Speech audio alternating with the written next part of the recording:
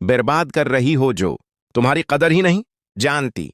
तुम कोई गरी हुई लड़की नहीं हो कि कोई भी आए तुम्हें इस्तेमाल करे और छोड़ दे और फिर तुम खुद को ही नुकसान पहुंचाती रहो। मैं तुम्हें साफ साफ कह रही हूं कि तुम्हें खुद को बदलना होगा। तुम्हें अपने लिए खड़ा होना होगा और इस लड़के को सबक सिखाना होगा जिसने तुम्हारी जिंदगी को खेल समझ लिया है। तुम्हें उसके घर जाना चाहिए।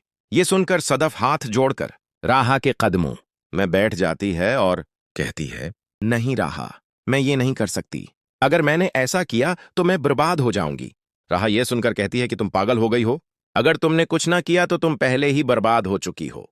वो लड़का जिसने तुमसे शादी का वादा किया था आज तुम्हें छोड़कर जा चुका है और अगर अब भी तुमने कुछ न किया तो तुम्हारे पास तबाही के सिवा कुछ नहीं बचेगा। सदफ जवाब देती है कि अगर मैं ये सब कर भी लूं तो मुझे सुकून से मरने दो राहा।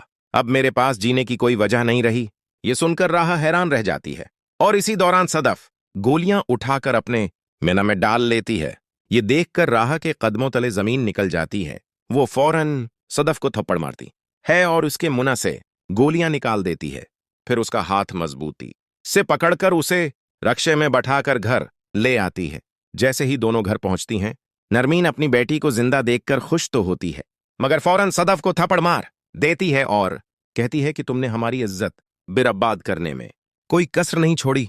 फिर नरमीन राहा के सामने बैठकर उससे माफी मांगती है और कहती है, बेटा मुझे माफ कर दो, मैंने तुम्हें बहुत तकलीफ दी, तुम्हारी बेइज्जती की।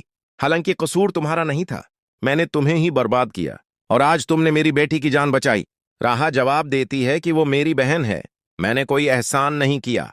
लेकिन उसे समझाएं कि किसी के लिए खुद को तबाह नहीं किया जाता, न ही अपनी जिंदगी और वक्त को जाया किया जाता है। नरमीन भी सदफ को समझाती है कि कुछ सीखो, तुम पागल होती जा रही हो।